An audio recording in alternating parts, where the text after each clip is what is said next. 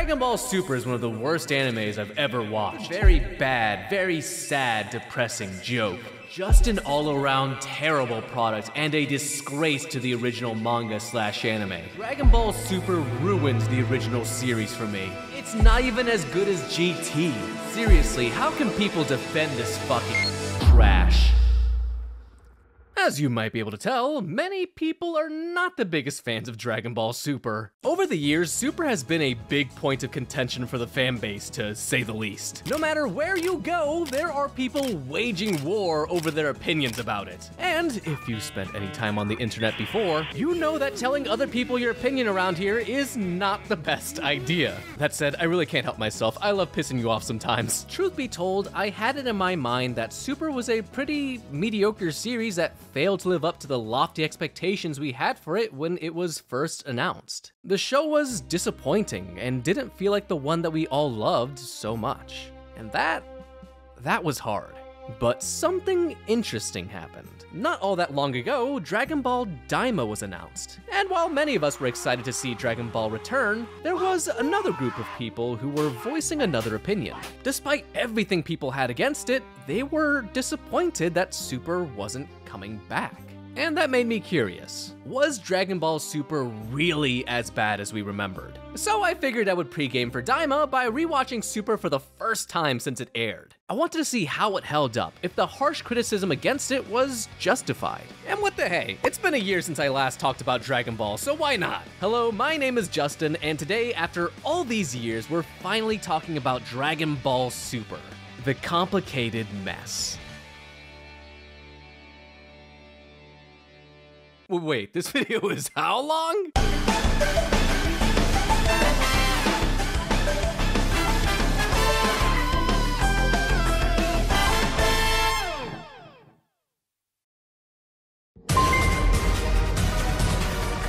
Before we talk about the Battle of Gods arc, it's important we first talk about the Battle of Gods movie. The reason? I absolutely love that movie. It felt so good to get something new and original straight from Toei themselves. And thankfully, not only did they finally make some new Dragon Ball, but they cooked with it too. Here we have a new character named Beerus, the God of Destruction, a being of immense power who seeks out another being named Super Saiyan God. Joined by his attendant Whis, this search leads him to Earth, where he would face off against Goku and friends in a battle for the planet. In this movie, it's a blast. There's a fantastic blend of drama, comedy, and action that perfectly captures the essence of Dragon Ball. I've said it before, but I really love both Beerus and Whis for what they add to the story. Just when you think you've seen it all, these characters break the mold and give us something unique.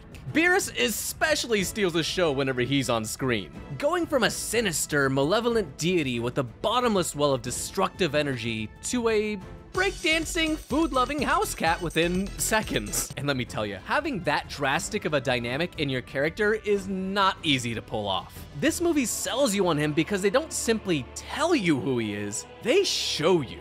Dude, Super Saiyan 3 gets sneezed on in Goku's first encounter with Beerus. When I tell you Beerus is him, I mean it. Then there's also Whis, who just radiates buffoon energy, but in a good way. I especially love the revelation that Whis is far and away the stronger of the duo and could absolutely deck Beerus if he really wanted to. And of course, I can't forget the introduction of Super Saiyan God. I really like Super Saiyan God. It feels special in the fact that it couldn't be achieved by the typical Saiyan means of breaking your limit. Instead, the Saiyans have to perform a ritual to summon this power. However, Goku doesn't feel proud of this achievement. He's finally found a glass ceiling he couldn't break, and felt like this was a power he hadn't earned like he had so many times before. It's a great bit of character play for Goku, who has to learn to accept this power for what it is to use it. Then you've got Vegeta, who is so pants-shittingly afraid of Beerus that he drops all his pride to protect the life he has here on Earth.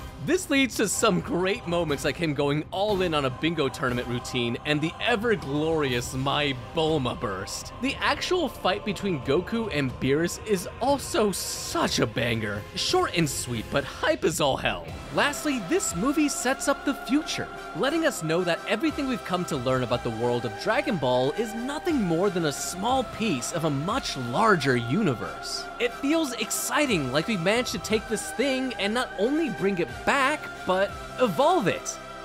A poor choice of words, but you get my point. It's an incredibly well put together package that damn near embodies everything I love about Dragon Ball. It's fun, action-packed, and dramatic. There's just so much to love here, and I could go on. It's fair to say that the movie was received extremely well, so it's weird that Toei would decide to adapt the story of this movie and make it into the first arc of Dragon Ball Super. Well, the good news is that all they need to make it good is right there. Surely they would just expand on the things we loved about the movie and go from there, right? Right? To say this is a rough start to the series would be putting it lightly because, yeah, this arc is some bullshit. It's pretty common knowledge at this point, but Super went through a rushed production, to put it mildly. I couldn't find many first-hand or primary sources, but the speculation is that Dragon Ball Super started production around 2 months before its release date, if not shortly after the success of Resurrection F. To put that into perspective, that's usually how long it takes a studio to put together a single episode. So it's probably not all that surprising that when Super premiered, there was plenty of slop to behold. The writing was rough, the characters hollow, and I'm sure you all remember that animation. Now, some of the more infamous ones are a little unfair to judge because they are in-between frames taken out of the context of the keyframes. Still though, there were multiple times where the character design looked off, or Toei threw a moving PNG around. Not to mention the several frames that just looked more like a draft than a finished product. And here's the thing, right? It's probably the biggest takeaway people had from the series, but it's far from the worst offender. I want you to think back to Goku's transformation into a Super Saiyan God. Think about the beautiful animation, the swelling orchestra, and the sheer spectacle of it all. The way this scene was put together made it into one of the most impactful transformation scenes we had ever seen out of Dragon Ball, period. Now, contrast that to Super. The scene is way too long, over-dramatic, and comes off as more goofy than anything else. It's also probably not helped by that backing track they chose. Worth noting that early Super's OST ain't all that great. Then I could point to the Battle of Gods itself. In the movie, everything is fast-paced, hyper-dramatic, and backed by one of the most hyped songs on the face of the planet in Flow's Hero. Meanwhile, Super decided short and sweet is lame. How about we drag the fight out into an unbearably long 4 episodes filled with stilted combat sequences, and a whole lot of them standing around with them going, "Wow, you sure are tough, huh?" Seriously, comparing these two feels absolutely criminal. Yeah!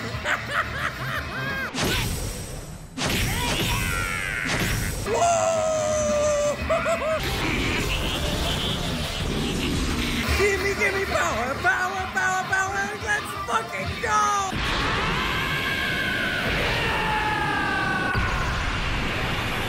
Simply put, and somewhat ironically, Super's version of this story has no aura.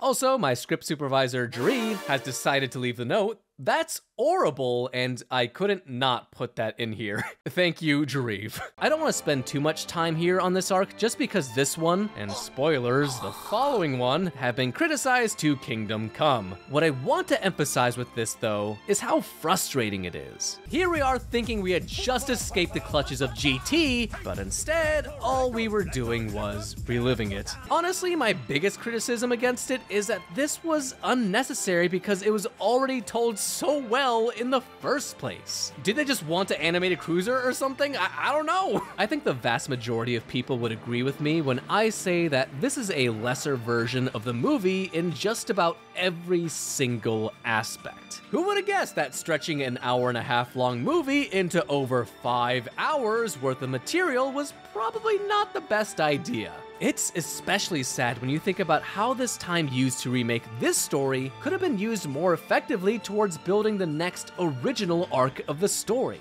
Not only do we not get that, but the next arc in the series is another retelling of a story we had already seen. And that story is about the resurrection of Frieza. You know, there was something really special about the Resurrection F movie when it first came out. I'll never forget seeing it in theaters because it was my first real Dragon Ball experience in a public place. And you could just feel the excitement in the air. So many of us had grown up watching the show, but never had a chance to experience the story together.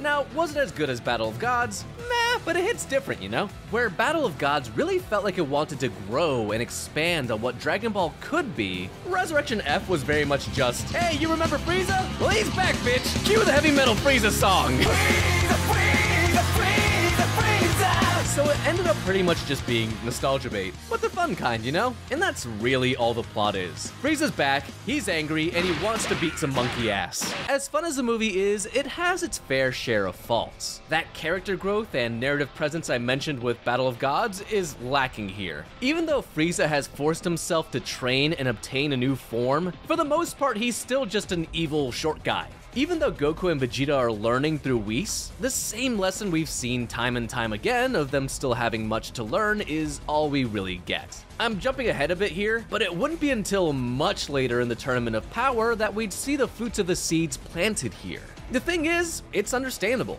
The internal conflicts and character dynamics that could be built with this story probably just wouldn't have enough room to breathe in the short runtime of a movie. I bring this all up to say that making Resurrection F into an arc actually made sense here. Would I have preferred we just skipped it? Yes, but there was a lot of room to improve and expand on things that the movie didn't get a chance to. However, this is the part where I now have to tell you that the Resurrection F arc is easily the worst part of Dragon Ball Super, and sits beside the Super 17 arc in GT as my least favorite in the entire franchise. Nobody can beat me when I'm Super 17. Let's talk about it. Okay, so they actually did introduce new elements to the story and build off of the movie's foundation. Good, right? No, bad, very bad. One of the main things I've got to talk about here is something we'll be talking about a lot, but it especially hurts here. For a movie that is already full of nostalgia and callbacks, this arc actually leaned even heavier on the nostalgia and callbacks. I mean, who needs all this new stuff when we can just keep on recycling the old stuff, am I right? So I'm not gonna lie, I had this whole bit planned out where I was gonna use this old computer to make a joke about using old stuff, but then I realized, wow, it is extremely noisy in this room. You can probably hear it all picking up from my mic. And also, when I have this monitor on, it starts flickering and it doesn't really work all that well because it's like 20 years old. So this bit's ruined, effectively. I don't really have much else to do aside. I'm pretty much just wasting your time at this point in the review. Yeah. I do like the Ginyu stuff, though. Do you remember the ultimate sacrifice from the Saiyan arc of DBZ? Well, this arc decides to add a moment just like that.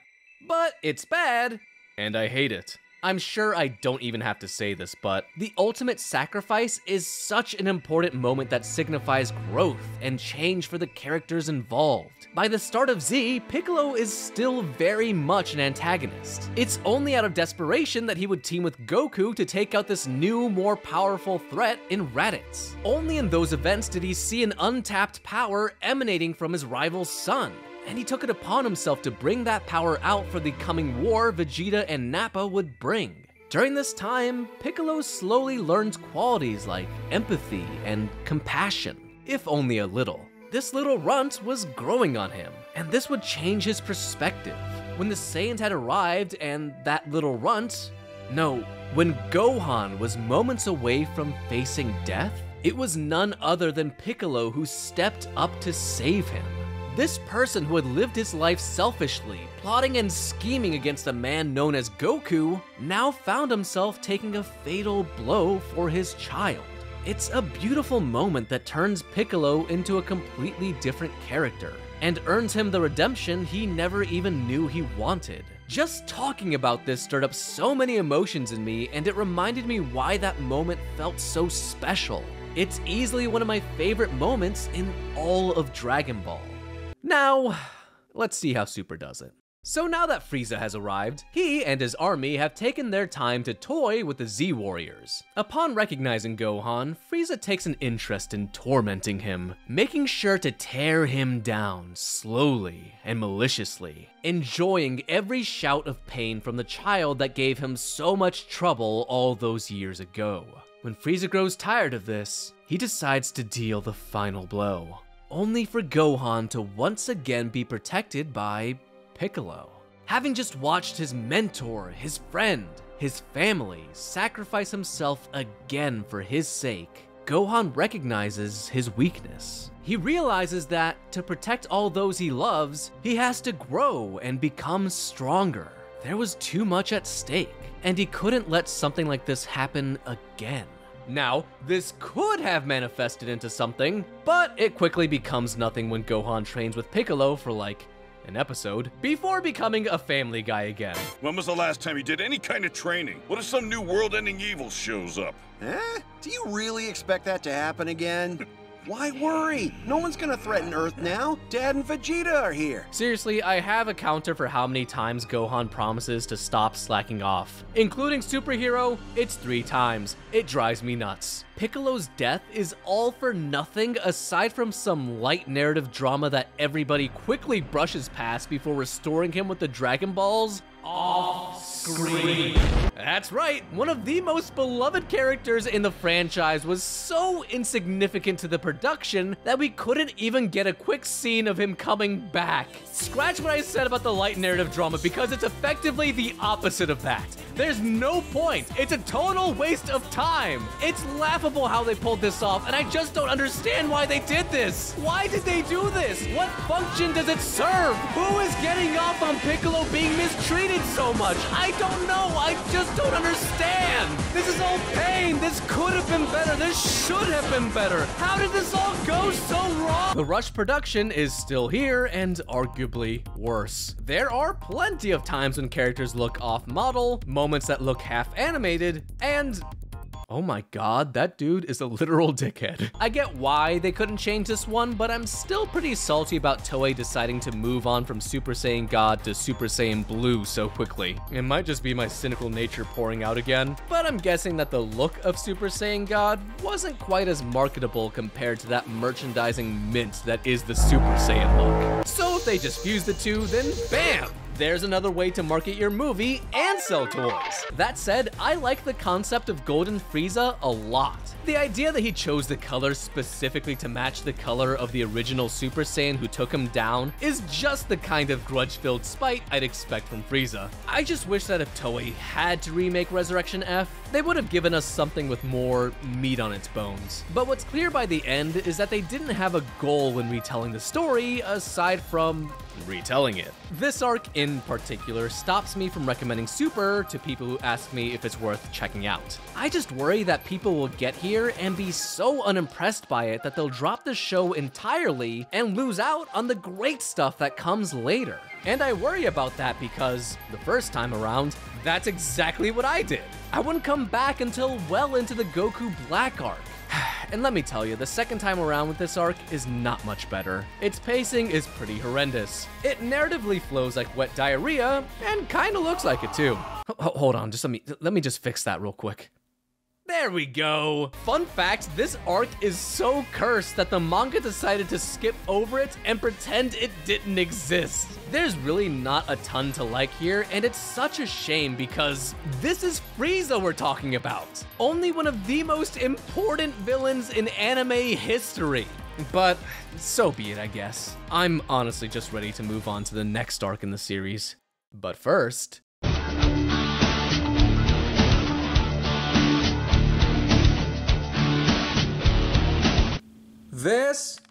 This right here is my PlayStation 3. This right here is my Nintendo GameCube. This one here is my PlayStation 2. And this one I like to call my piece of shit Patreon. And the reason I like to call it my piece of shit Patreon, because it's a fucking piece of shit! Fucking piece of shit! There, you can get early previews, exclusive content, exclusive polls, early releases, video credits, and that's it. Well, folks, we finally made it. It only took 28 episodes, but Dragon Ball Super has finally started. And you know what? This is by far a much better showing. Here we get to meet Beerus' brother, Champa, the god of destruction in Universe 6. He's a fat cat. That's the joke here. Over the course of the last 2 arcs, he's been secretly collecting the Super Dragon Balls scattered between his and his brother's universes. However, in his search for the final ball, he ends up meeting with his brother and challenges him to a contest. They would hold a tournament where they would gather 5 of the strongest warriors from their respective universes and face off for the sake of brotherly bragging rights and the Super Dragon Balls. And man, who doesn't love a good tournament arc? You can guarantee that any of these arcs in an anime will be one of its best. And Dragon Ball holds some of the most iconic ones ever made. While this tournament doesn't quite stack up to those old ones, I'm glad to say that this is the first time Super really gets to flex its creativity and show us something new and exciting. I, for one, was really looking forward to seeing what Majin Buu could do in this tournament after being denied his presence in the last arc because he fell asleep. But here he is, ready to get going and excited to be here. Wait, how does Majin Buu fart? He's like a giant piece of magic bubblegum. Does he have a gastrointestinal system? I don't know, I don't understand. I'm not even sure that makes sense from a scientific viewpoint. That makes no sense, I'm confused. Oh wait, just kidding, he fell asleep again. Well, at least I know this will be the last time they use this sorry excuse. Yo, who drew Bulma like this? The Universe 6 contestants are all pretty interesting and offer their own unique dynamics against Universe 7. First off is Botamo, a walking, talking, copyright infringement of a character. I'm honestly shocked that Disney didn't jump at the opportunity to sue Toei. What's crazier is that he's not even the only evil Winnie the Pooh we've seen. That's right, I somehow managed to sneak Blood and Honey into a review of Dragon Ball Super. And yes, I am every bit as ashamed as you think I am. His power is that he's really fat. So fat, in fact, that his weenie blubber, his gigantic girth, sends your attacks to another dimension. Or at least that's what we think. It could just be that he's really fat. So if you can't hit him, what else to do than pick him up and throw him off the stage? Yeah, he's a bit of a nothing character. But then we get to an interesting character in Frost, who I really like as a concept. What if Frieza was a good guy? I'm Blue. Pardon, kitten? Blue. We learn that Frost is a hero who saves planets from wars and famine, fighting in this tournament to gain Champa's support in his ventures. I love how Goku's universe incidentally starts turning on him because of how much they believe in Frost's cause. Only it turns out that a Frieza clone is still Frieza and has been hiding away poison to cheat himself to victory. He also reveals that he starts the wars he fights against, all for the sake of war profiteering. Hilarious. This isn't a criticism, but I honestly wish that Frost just was a good guy. If anything, only because I would have loved to see how Frieza and Frost's meeting would have played out in the Tournament of Power. Just imagine the disgust on Frieza's face when he learns there's a version of him that's a goody-goody two-shoes. What could have been? But because he's actually really evil, he manages to take out 2 major players, Goku and Piccolo, with his poison. He's only caught afterward because Jaco, yeah, he's here, gets him disqualified. That is, until Vegeta says he'll fight Frost anyway, and Vegeta is not playing around. He also gets time-fisted by Hit. It's a great time. Wait, the hole that Frost made in Piccolo's chest looks a very comparable size and damage to the one that Frieza made. Do you mean to tell me? Oh, you have got to be kidding me. Vegeta is the next fighter against Vegeta, and he's another pointless character. Still, he has some fun moments against Vegeta and gives him a bit of a run for his money. I do find it funny that Vegeta mocks Goku for taking Frost so lightly, but won't transform when he's clearly having a hard time against this dude. I mean, what even is writing, am I right? And Vegeta was holding up just fine in the fight until Vegeta called him a poo-poo head. It turns out Vegeta might have a body of steel, but sensitive little baby ears. So the poor guy spends the rest of the tournament crying to himself. I actually feel really bad for him. But now we get to the meat of this arc. following Vegeta is Twink Vegeta, aka Cabba, a Saiyan from Universe 6. It's honestly a pretty great idea to have this matchup because of Vegeta's history as the Prince of all Saiyans with no people to rule over. But here, he really takes up the role of a leader in showing Cabba the ways of Saiyan pride and the limitless capability of his heritage. They have a really great teacher-student dynamic that adds an extra bit of flavor to this fight. Now, don't get me wrong, Vegeta still pummels the shit out of him, but it inspires Cabba to be better. So Cabba makes a promise to Vegeta that, no matter what, he will fight to surpass his newly found master and someday take the prince to planet Sadala, the home of Universe 6's Saiyans. It's a really touching moment that I like a lot, and for the first time ever, it shows his heart is in the right place and how he knows that these roles he's found himself in have helped others grow alongside himself, which just so happens to be a key theme of the series continuing on. But after Cabba's defeat, we're introduced to Universe 6's star player, the legendary assassin, Hit. And for all the criticisms I throw Super's way, I've got to compliment them on Hit because I really like this guy. Anytime he was there, I couldn't help but be glued to my screen, wondering who he was and what he was all about. Plus, he is an absolute menace. You know when a tall purple man looks at a blue-haired god man only to tell him that he doesn't want any of this smoke, that he means business. And if you weren't already sold, he absolutely decimates Vegeta. The thing is, Hit is insanely powerful. Having lived for over 1,000 years, he is extremely confident in his power. He's never really had to push himself to achieve his goals. His signature time skip ability is usually all he needs to deliver one punch, man, and then it's game over. However, that all changes once he faces off against Goku. The battle these two have is really great. Visually, it's a lot of fun, and we actively get to see Hit's character growth throughout. Because Goku was able to challenge him like nobody else ever could, Hit was inspired to adapt and grow. We actively see him drop that stoic and reserved personality and let the martial artist who wants to push himself to his limit and see just how much room he has to improve emerge. This actually causes something interesting to happen. A first in Dragon Ball Super. See, the Saiyans had always taken pride in adapting to overcome any obstacle. They grow and evolve through battle to find greater strengths within themselves to win the day. However, Hit is a bit of a curveball. Here we get an enemy that evolves through combat like a Saiyan, only faster. This in turn pushes Goku to even higher heights to compete. This constant battle of willpower is not only the core of this fight, but it turns out to be a major factor in the rest of the series too. Throughout Super, we see how Goku's tenacity and spirit actively change people. Only he doesn't do so with long-winded speeches or dramatic revelations. No, his greatest asset is his heart, which he puts on full display every time he steps on the battlefield.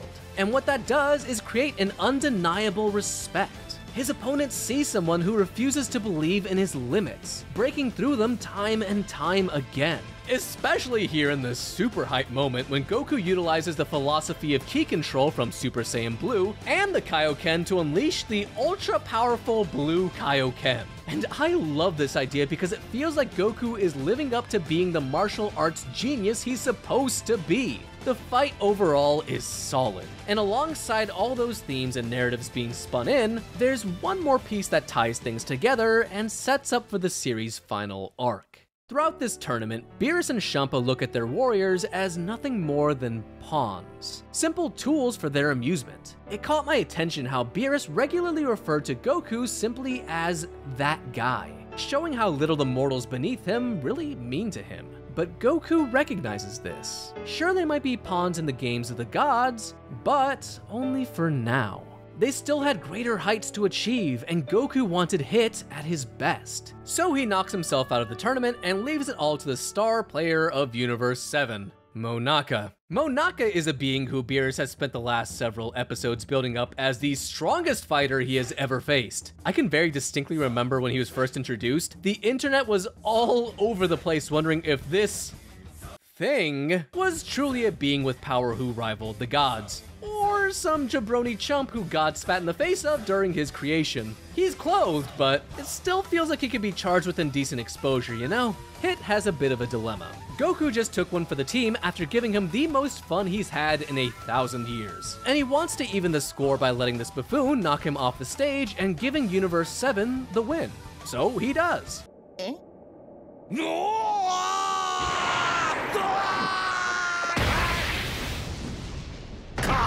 This righteously pisses off Champa in the process and cements their demise as he prepares to erase the entire team. Except, he's stopped by the arrival of the God of Gods, the one above all, Zeno. Despite looking and acting like a literal child, hell, I honestly feel like he's meant to be a stand-in for the kids watching, he holds dominion over everything. Whatever his demand is, it shall be because he said so. And the gods of destruction are damn near pissing and shitting themselves at his arrival because they know that one slip-up means that they go bye-bye. Of course, this is when Goku shows up and loads everyone's diaper. Zeno liked him well enough though and enjoyed watching the tournament, so he proposes another one down the line where all the universes are involved and promises the arrival of even more powerful combatants. Boy, I sure do love foreshadowing. From there, we get to breathe a little bit with some fun bits of filler that gives us some things like Goku interrupting Bulma and Vegeta's sexy time, Piccolo being a dad to baby Pan. Oh dear God, wait a minute. I forgot something, didn't I? Oh no. Do we have to? I mean, do we really have to? If there's one word to describe the Copy Vegeta mini arc, it would be My notes for this arc literally just say, oh Christ, it's the Copy Vegeta arc. Listen, I know what it's trying to do and why it's here, but man, does this feel awkward, unnecessary, and just kind of embarrassing. It's not criminal or anything. That still goes to Super 17's hair flips, but I really don't get why Toei felt the need to present us with this. I get they wanted to do a prelude into the next arc, but this is beyond the point of criticism now. I just don't like this. Superhuman water is lame as hell. The Jaco being a super elite gag has really been run into the ground by this point. And whose idea was it to make Vegeta suck on a pacifier? What did Toei want me to feel with this? It's like a 2 or 3 episode thing, so it's no biggie, but man, it felt really great when I didn't have to watch Purple Slime Vegeta anymore. Overall, the Universe 6 arc did a good job of setting up the future arcs while also delivering the fun action we expect out of a tournament arc in the first place. Not to mention the exciting new characters it introduces and the world of possibilities their rivals bring us. Also, Goku accidentally jerks off the Galactic King, so that's a thing, I guess. Overall, things feel like they're on the up and up for Super, but there's still a lot of room for improvement. Let's go ahead and move on because we've been on this arc for a minute or 20, and I've been itching to talk about the next one since I started working on this video. So let's move on to... So this arc is probably going to be the most difficult one to talk about because this is easily the most divisive arc in an already divisive show. It follows a fan favorite, Future Trunks, in an apocalyptic wasteland where humanity is on the brink of extinction. A malaise of evil fills the air as a wicked being strikes at the earth with its punishment. You can see the desperation on Trunks' face. The situation feels hopeless, and he doesn't know if he can defeat this foe. So he goes down the same path he did before to save his timeline and heads to the past. With the help of his mother Bulma and his friend Mai, they would get him to the time machine. Only this foe finds the helpless strugglers at the deciding moment and snuffs Bulma out in the process. The air clears and shows an all too familiar face. The assailant was finally revealed, and it bore the face of Son Goku. Trunks, heartbroken, takes advantage of the moment and heads back to the past to gather the aid of his former allies and uncover the mystery of Goku Black.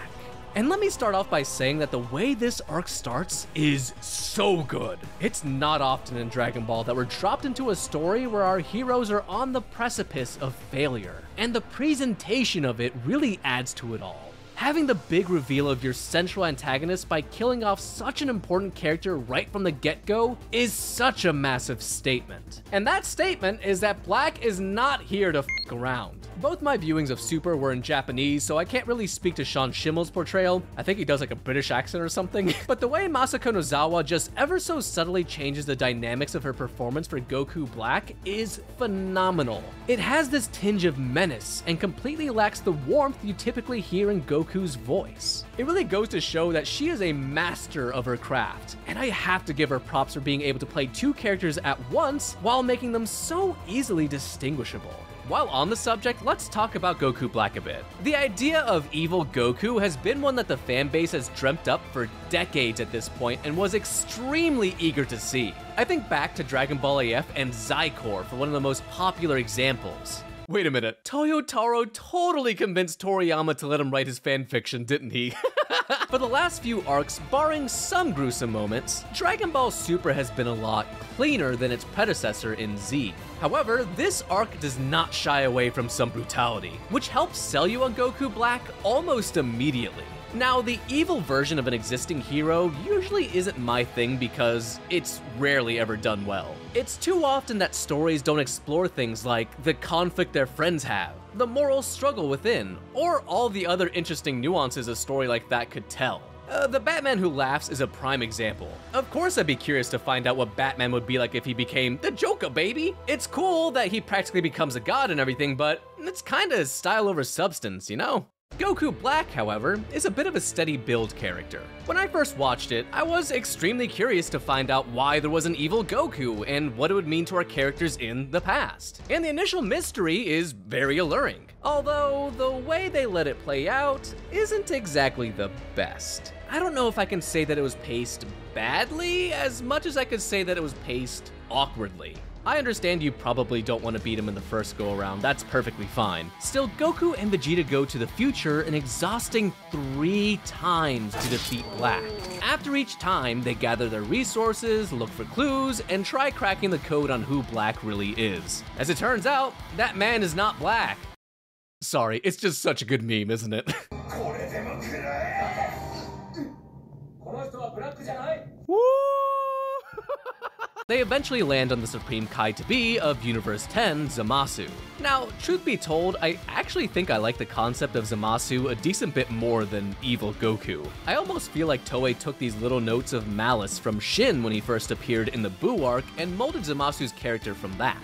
His whole shtick is that he's a deity who has watched over the mortal world in disgust of them. He hates the way they use the gifts of life from the gods and besmirch all that is beautiful in the universe with their cruel, violent ways. In his mind, there is no room for mortals in the universe, and he can no longer simply watch over them as they defile all that is good. So he takes it upon himself to purify creation by slaughtering every last being and reclaiming the universe. This plot would be known as the Zero Mortal Plan. And a corrupt god going haywire really piqued my interest. Also, I just have to throw this in here because it is such a crazy fact that I can't not share it. James Marsters, who played Piccolo in Dragon Ball Evolution, also happens to be the voice of Zamasu in this arc. Despite playing this schmeghead, he actually seems like a pretty swell guy. He regularly apologizes for his part in Evolution and tells people not to go out and watch it. So it makes me wonder if this role was a redemption arc for him because from the little bits I've seen, man knocks it out of the park. So don't worry, James. You've got nothing to apologize for. We forgive you. Before, I mentioned that I dropped Super on my first viewing during the Resurrection F arc, only to come back during this arc. And the main reason for it was because I had just seen so much discussion around these characters and everything they were. So I wanted to go back and check it out for myself. Ultimately, I think his character, and Zamasu's by proxy, is serviceable for this story. There is a concept here that is really interesting and could build to something especially great. In practice though, I think they really only hold slightly more water than your average anime antagonist. There's a severe lack of depth to this character that really could have been built on, and a dynamic they didn't tap enough into with the hypocrisy of his ways. We understand that Zamasu hates all mortals because he's watched them make fools out of themselves for centuries. Still, it never feels like enough to justify the memes. I mean, I'd be more pissed at Gowasu for how often the geezer asks for tea, but I digress. Listen, I'm a guy who, all of 2 minutes ago, thought that Oreo should really consider making a cookies and cream flavor, so I'm probably not the best guy to explain narrative coherence to you all. That said, it just doesn't quite sit right with you as the viewer, at least in my experience. I can say though that your baseline is that he hates people, and he doesn't really move from that point at all. He doesn't have a moral dilemma that makes him feel guilty for doing this. He doesn't fear any god's judgment. His world is just cold, bitter hatred. Yeah, that's a second terrible reference of this video, holy god. I, for one, would have loved to see more of a fight within himself for using a mortal body to carry out his divine justice. What's sad is that it's actually brought up when he fuses. Merge Zamasu talks about how this body he's taken is now forever a reminder of the failure of the gods, and how it's a sin he will always bear. You know, I think it just hit me. To put it simply, he's just too one note. Die, die, die, kill, kill, kill, throw in a barrel of ego, and that's your character. Then there's this weird, almost self-masturbatory relationship he has with himself. I would say it's like he's spanking his own monkey, but in this case, he's been spanking two of them. All that said, there is something I'd actually like to defend for his character. So it's pretty often that you'll see people talk about how incompetent Zamasu is for not having wiped out humanity already. And yeah, on the surface, I get why some of you might think that. But the narrative actually builds the reasons for you in a way that makes sense. So let me answer the two most commonly placed arguments against him real quick. Why didn't he just blow the Earth up? Aside from that being unbelievably lame from a storytelling standpoint, it goes entirely against what Zamasu wanted. What he desired was a beautiful world, no, a universe that could be achieved by removing the mortals from it. If he just outright destroyed it all, there's nothing. The beauty he so desperately craves is gone, and with it, so is his purpose. Even in the manga, he only considers blowing up the Earth as a last resort when he can't beat Goku and Vegeta. The counter argument I always see from there is, well, if he can't do that, then why doesn't he pull a Super Buu and kill everybody that way? It seems implied from Zamasu's rage that he takes joy in snuffing out the lives he seeks to end firsthand. His deal is punishment and justice. For him, people living in fear, knowing that any moment could be their last, is likely a way to enact his justice and satisfy his twisted ways. That's the crucial element to Zamasu's character. Everything he does is self-absorbed and self-gratifying. Yet he truly believes that everything he does is done for the greater good, while also believing that he is the greater good. He can't recognize the one-sidedness and hypocrisy of his ways because he feels that his word is law by virtue of him being a deity. It's oddly refreshing to see these straight-up battles between good and evil because it leads to these no-holds-barred death matches where it always feels like everything is on the line, especially for Trunks.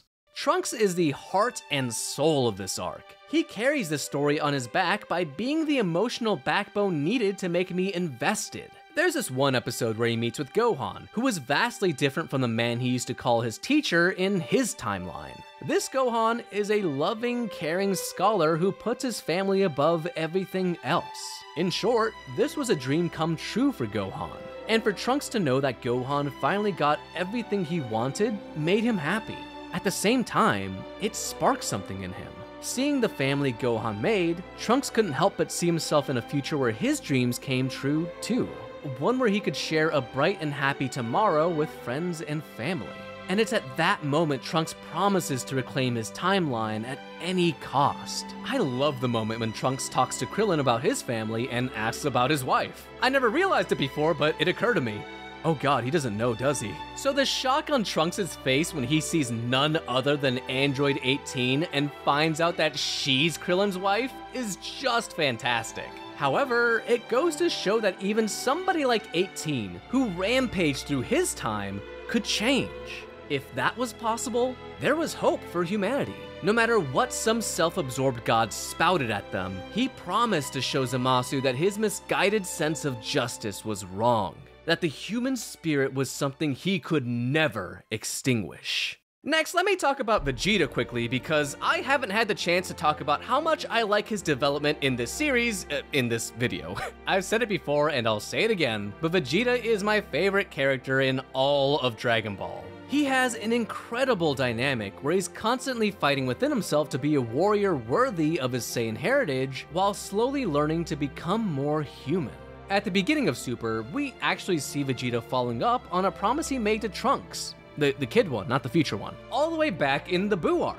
And what we find is no matter how much he absolutely loathes this human shit, he'd still do it because the life he's made here is important to him. It's the same reason he completely humiliated himself with Beerus, and now is no different. Vegeta sees the world Goku Black has set his son into and admits he isn't fighting for himself. This time, he was giving his all for Trunks and his future. Plus, he technically gets to wail on Goku with no repercussions, so I'm sure that's a bonus. And that's not even where his character growth stops. Vegeta continues to shatter every expectation put on him and become a better fighter and a better person. That said, I wish they'd throw him a bone here because damn does it suck to see him play second fiddle so often. While I'm praising the characters here, the bad news is that this treatment isn't given to everybody. For those of you who may not be familiar with the term Flanderization, there is a character in The Simpsons named Ned Flanders who, when first introduced, was a fairly well-rounded character with one major defining character trait that made him stand out. However, over time, Ned would lose all his other qualities until all but that one major trait remained. The next thing you know, his major trait was no longer a part of his character, it now was his character. And this left Flanders an empty husk of the person he used to be and made him a figurehead for this kind of issue. And Super has a lot of that. By this point, Beerus has lost a lot of that aura he had around him, but still desperately clings on to the trait of his repeated foodgasms on Earth. Chi-Chi is no longer a protective mother who worries about her family and tries to take her children out of the cruel martial arts world so they don't have to endure the same horrors she and Goku did. No, instead she's just a nag telling Goten and Goku they can't train, so they need to study and work. Bulma is no longer the bastion of intelligence who supports her friends from the background. Now she's a call waste button who cares about her appearance too much and tries to seduce bad guys. But then there's one character that this really hits hard. And I think you all know where I'm going with this, but man, Super did Goku really dirty. Now, I'm not going to entirely side with the people who act like he's a brain-dead half-wit, but I can see where they're coming from. I honestly really don't mind the narrative Super wants to push with Goku changing the people around him through his spirit. That's all fine. What I do mind is that this show really wants to sell me on the fact that Goku is a martial arts genius, while also making him a total bonehead when the plot calls for it. In Dragon Ball Z, Goku is just a phenomenal character who loves the thrill of a fight, but also recognizes that there are times when simply fighting isn't going to get him the victory. There were times when he would have to make difficult decisions for the good of those he knew and loved. My favorite example is when he sacrificed himself to save the planet from Cell and decided to stay in the afterlife even though he had an opportunity to return home. As much as it hurt, he recognized a dark cloud would always loom behind him, trying to harm everyone he knew and loved. If he wasn't around, that threat would surely be gone too. And even if he was wrong, it didn't matter because he wasn't needed anymore. The Earth had more than enough defenders, and he believed they were ready to face whatever came their way. It's some really spectacular writing that gives a subtle nuance to the character of Goku that cements him as one of our favorite characters. But now, as we've moved on to Super, those other qualities like self-reflection, selflessness, and level-headedness, who's got time for that? All that remains now is a battle-hungry man-boy who finds any excuse to train and fight. So much, in fact, that it drives characters in the story to the point of annoyance. His only real goal is to get stronger and stronger, practically casting everybody else aside in that pursuit unless they can help him with that goal. Now, I did mention before that there are hints of things like Goku being upset by his god form, or when Goku explodes with rage after he finds out Zamasu killed his family in his body. It shows that there is still some character here. That said, it is so far off from the Goku we once knew that it hurts. It's one thing to have Goku eager to fight himself, but it's another thing entirely when you make him so eager to fight that he forgets to bring crucial plot devices necessary to defeat Black and Zamasu. Twice. Also, I know I'm jumping the gun here, but I still can't forgive Super for that moment when Goku criticizes Vegeta for meditating in Super Hero. Seriously, what the hell? Anyway, it's just a shame. There was a clear direction to help him grow and evolve as a character, but instead, we get this. The next thing I've got to talk about are these transformations because, whoa mama, is this getting out of hand. Hello everybody, this is now the portion of the video where I will take time to show you all the Saiyan transformations in Dragon Ball Super. There are a lot of them, and by the way, this joke took up way too much time to set up. This camera, this microphone, I found out I was using the wrong microphone spot on my camera, so the sound probably sounds bad in the other clips I used. But hey, it is what it is. Let's get going, shall we? These are Super Saiyan, these are Dragon Ball Super transformations. I forgot to remove the bottom text part. First up, we got Super Saiyan God. You know the one, this is the first one that introduced everything in Battle of Gods. It was actually a pretty good transformation, and I'm really glad that we got it. It looks nice, visually it looks very nice. It's one of my favorite ones personally, and I really can't complain about this one too much because you know what? It's good. It's good. I like it. Super Saiyan God, Super Saiyan, or Super Saiyan Blue if you're not cringe, is the other transformation that we have that I mentioned before. Is like, hey, we gotta kind of just sell the toys. Let's make the one that is going to look like Super Saiyan, but make his hair look like cotton candy. It is what it is. I can live with it. Maybe they should have introduced it later with Hit or something. I don't know, but it's a lot. This is only the second slide. Super Saiyan Rose. Now this is essentially the exact same thing as having Super Saiyan Blue, but evil and pink. Super Saiyan Rage, it was really hard to find memes of this one, I'll let you know right now, so we have just general Trunks right over here, but Super Saiyan Rage is possibly the least interesting of the bunch. I know a lot of people like it, I personally don't. I don't know how you go from being so mad that you go to like, you know, you skip about 3 or 4 levels right there, and you're competing with gods now. It doesn't make much sense. It really, I don't like it, and I think it's bad. Sorry. Now, there is Super Saiyan Berserk Kale. I don't know, it's a thing. Just, it is what it is. Also, you guys are so thirsty. Trying to find pictures for this is impossible on Google Images without finding something that is not safe for YouTube and will get me demonetized. So, Super Saiyan Blue Evolution. So, okay, this one is possibly the most useless of the bunch. You had to find something for Vegeta to compete with Super Saiyan Blue Kaioken, I get it. But like, essentially you decided to take Super Vegeta and make him blue, and it's like, okay, now he has nothing else going on for him because this doesn't win him any, I mean, most Super Saiyan transformations don't win anything, but like this one especially, Ultra Instinct, while technically not a Super Saiyan transformation, is going to be a transformation that is pivotal to the series, so I threw it in here anyway. I get this one's kind of hype. This one's kind of hype, right? You have him over here battling against Jiren. He awakens to it the first time, but he doesn't have it fully realized. He has his defense up, but he doesn't have his offense up. So like, I dig it, I like it, but it's like, do we really need to have a total of 3 different forms of Ultra Instinct so far? I don't know, I personally don't think so. I think it's a bit overkill, but it is what it is. Mastered Ultra Instinct is a different story because this one, I mean, actually I like the other form more in the way it looks. The silver hair doesn't work quite as well for me. I mean, it's still cool, but it's just, you know, eh. And that's pretty much the last of them. This over here is a list of other transformations I didn't get to talk about because they're either outside of the anime or something else. I probably forgot about them. But let's talk about them real quick. There's Super Saiyan Full Power. This is Broly's transformation, which is kind of insane to think about. We couldn't just do like another Super Saiyan Berserk. We had to include Super Saiyan Full Power, which I thought was kind of already a thing. Orange Piccolo, I'll leave that one be because that one's deserved. That's the only transformation Piccolo really has aside from like his awakened state. Beast Gohan. It's not my favorite form, and it's also on this list because like, holy hell, man, why do we have so many? I didn't throw in Golden Frieza on the list, but you can technically count him as a Super Saiyan transformation. I did throw in Black Frieza onto the list. True Ultra Instinct. That is some bullshit. That's just like, I really think narratively that is so stupid. I'm sorry, I swore. I don't know, it's weird. It's not even the true, I mean, I'd say Mastered Ultra Instinct is the true Ultra Instinct, but it is what it is. I don't know. It's too much to handle as is already. Ultra Ego, I like this one. Again, it's too many transformations, but it feels like it's something that's Vegeta's, and it feels right to him, even though it gets his sorry candy ass handed to him. And the only fight he uses it so far, actually 2 of them, or 3 of them, I guess. I'm probably missing some. I know there's just so much. There's just so much in Super to count. And not to mention, I don't even want to go to Dragon Ball, Super Dragon Ball Heroes, because there are so many transformations over there that I don't even want to try. It's not even worth it. Point is, the whole point of this overly blown out segment is to say that there are too many damn transformations in Dragon Ball Super.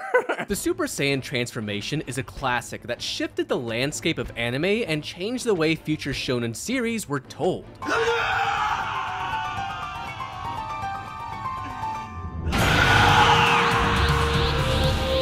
It is probably the single most important transformation in all of anime history. Like, your mom knows what a Goku is because of it. The point is, it was an absolute game changer. So there was no doubt Toei would try and recycle this moment, which isn't necessarily a bad thing if done right. But now we've gone down that well far too many times, and it leaves these forms feeling hollow and unearned. Gohan's transformation into the first Super Saiyan 2 is one of my favorite moments in all of media, let alone anime. It's emotional, it's dramatic, and most importantly, earned. We've seen Gohan struggle so much throughout the series while letting out these little outbursts that show he is much more powerful than he lets off. So it's such a cathartic release when he stops holding back and unleashes a power that, at that point, was the most powerful we had ever seen. It's a masterpiece of a moment that I just love to no end. Well, what about Blue? Oh, you mean that we don't even see how Goku and Vegeta get that? Well, how about Rose? Surely there must be some big moment for that, right? Oh, you mean that Goku Black just pulls it off on a whim? Damn, okay. What about Super Saiyan Rage? Trunks has gone through so much. What's the point that tips him over from Super Saiyan 2 level to reach the power of the gods? Oh, you mean he's just kind of mad at Zamasu and Black, like he has been this whole time, and pulls it off for what feels like added narrative tension in this specific moment? Do you see what I'm getting at here? I think it's just disappointing to see what used to be these super meaningful and impactful moments turned into plot devices. It's a reason why I praise things like Blue Kaioken, because that shows character growth and a super hype moment all in one. But speaking of super hype moments, the one thing I cannot deny here is how many of them there are in this arc. Despite everything I just said about transformations, I still like the shock of the moment when Black shows off Super Saiyan Rose, Beerus's Hakai, Goku's Rage, the Black and Zamasu fusion into Merge Zamasu, and you already know I'm a sucker for Vegito. It might be fan service, but damn do I love me some Vegito. Not to mention the actual fight itself is fantastic. Leave it to our Lord and Savior Natoshi Shida to animate one of the most beautiful, fluid, and hard-hitting fights in the entire series. And this is especially a treat here because the fights just hadn't had that oomph they needed before, whereas this one has that in spades. But now, since we're already kind of inching towards that subject, let's go ahead and talk about this ending. To backtrack a bit, Zamasu's plan was to use the Super Dragon Balls to swap bodies with Goku, travel back in time to meet himself, and then use the Super Dragon Balls again to give past Zamasu immortality. Yeah, you probably already know where this is going. So, immortality in Dragon Ball has always been super wonky because, well, there's not really much of a workaround with that, is there? Sure, there's some added tension, but now you've just written yourself into a corner because how do you beat the guy? Just look at Garlic Jr. Goku and Piccolo had no way to beat him, but the goober went all goofy and used the one technique that could take him out. He played himself. So we, in the fanbase, really had no idea what would happen. But that's when they actually hit a bit of genius and brought back the Mafuba. The idea of bringing back this technique to contain Zamasu was great. It was both an answer to their immortality problem and a nice little callback to the original Dragon Ball. Although, Goku forgets a talisman at Roshi's because, of course he does, so they just had to resort to brute strengthening it and hope for the best. This ultimately culminates in Trunks using a spirit sword? Okay, a little weird but thematically fitting, so well, I'll let it slide. What happens next though? Holy moly. Because half of Merge Zamasu is immortal, he just becomes like an ethereal, evil thing that tries to take over the universe by spreading himself through it. Also, he finally decides to pull a Super Buu card and just annihilate everyone. So how do we stop him now? Well, how about we push the MacGuffin button to summon Zeno, who then gets annoyed over the ongoing shitstorm and decides to erase the entire universe. So much for saving the world, it's all gone. So everyone retreats mid-erasure to get back to the past before they become nothing too. Now, Mai and Trunks are stuck in the past with everybody they've ever known and loved dead and gone. This is bleak as hell.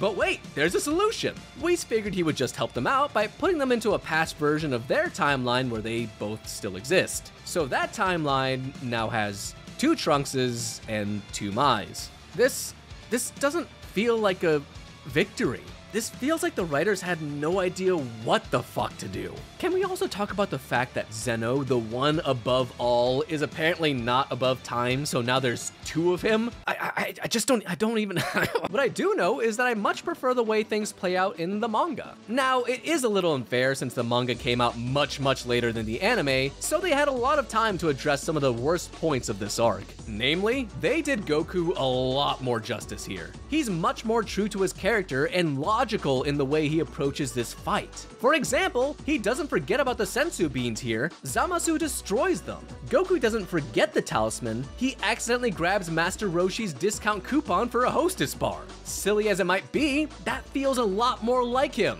Hell, it's even just the little things like seeing him train by meditating that makes Goku feel so much more competent and strategic. Even after the Mafuba fails, which he gets to do in this version, he still has one last trick up his sleeve and pulls out a surprise Hakai against Merge Zamasu. And it almost works. It's moments like this that tells me Goku is really as good as the story makes him out to be, especially when he's pulling out techniques that he's never actually learned like he did with the Kamehameha. The pacing is much more manageable too. Main reason being that the manga, rightly, decided to make Goku and Vegeta go to the future only 2 times as opposed to the anime's 3 times. Getting everything squared away in those 2 visits just felt so nice because the constant back and forth in the anime really felt grating by that last time. Plus, I think my favorite thing overall about this version is this little moment between Trunks and Vegeta, where Trunks tells his father about how much Bulma missed Vegeta in this timeline. It adds a really emotional layer to both Vegeta and Bulma in showing that their relationship is a lot deeper than they both let on. They might both get on each other's backs all the time, but when things are desperate, it's always each other that they lean on for strength. And all this ties back together when Bulma is the first one to rush to Vegeta's aid after they defeat Zamasu. Vegeta sees her on the brink of tears, worried that she may have lost him. And for one of the few times in Dragon Ball, we see Vegeta just comfort her. It's a really great moment and not something I expected to see, but I am so glad that we did. There is one weird thing about the manga version, and it's that I feel like Trunks is kind of an afterthought here. I'm perfectly fine with him not getting rage. Honestly, praise be that we don't have to deal with that mess of a transformation. But Trunks playing the backseat role and regularly getting shit on by Zamasu takes away what the anime did in helping Trunks discover his own power and believe in himself. So, as much as I like the manga, it's still not perfect. It, like its anime counterpart, is still very flawed and can't really escape the issues tied to its very foundation. Even the ending plays out exactly the same because the manga is written into the same corner the anime was with Zamasu's immortality. This ending is so frustrating because it is a wet fart on what is actually a pretty compelling story. That's right. Despite all the criticisms I gave it, I honestly still really enjoyed watching it from episode to episode. This arc is easily the most dramatic and engrossing we have seen thus far. It was very easy for me to go from episode to episode because I found myself excited to see this story unfold as it went on. This is a massive change compared to the slogs that are the first 2 arcs of Super. Frankly, it hit me with a lot of the same energy Z gave me, and I think that was by design. And it came at the right time because this series really needed a kick in the ass to wake up and continue that momentum it got from the last arc. But honestly, I think this entire thing would have fallen apart if it wasn't for its cornerstone in Trunks. He had a lot of growth and was a highlight of pretty much every episode he was in. And with all the fights and challenges he went through, you really started to feel for him and wanted to see him carry out his resolve. And because he was such a great character here, it really made Trunks' send-off such an emotional moment for me. For as complex of a character as he was before, it felt like we got to see him grow even more and complete an arc where he went from depending on the strength of others to realizing that he needed his own power to protect his own future. This would be something that he realized with those whose cries he heard and dreams he carried on his back, manifesting into a fierce energy that let him feel like he was enough to protect what he held dear. I especially love Vegeta's goodbye to Trunks. While he might be throwing a sucker punch at him, it means a lot. In this subtle way, Vegeta shows Trunks that he's more than ready to take on this responsibility. And it's that look on Vegeta's face that always gets me because you can tell at that moment, he's proud of his son and everything he's become. to add even more to that moment, Gohan is the last person he sees right as he's leaving. And Christ, that's when you really feel the emotions start to swell. It's honestly a wonderful send-off that I appreciate, and I'm glad they decided to play it out like they did. I always describe the Goku Black arc as this big, sloppy, greasy burger. It's very enjoyable, but messy and probably not good for you in high quantities. But yeah, I think I've talked about this arc longer than I have the other three combined, so I think we're gonna move on. That's right, it's time for lightning fill around, baby! Oh, Zilla did not like that. He is hiding away right now as we speak. No, wait, no, don't go. Oh, well. Oh. This Arale episode is pretty fun. I love Vegeta openly acknowledging that he's fighting a gag comic character, and he has next to no shot at beating this ungodly foe. Plus, here's a fun bit of super trivia. There are only 2 characters Beerus uses his Hakai technique on. Zamasu and a Dr. Slump character.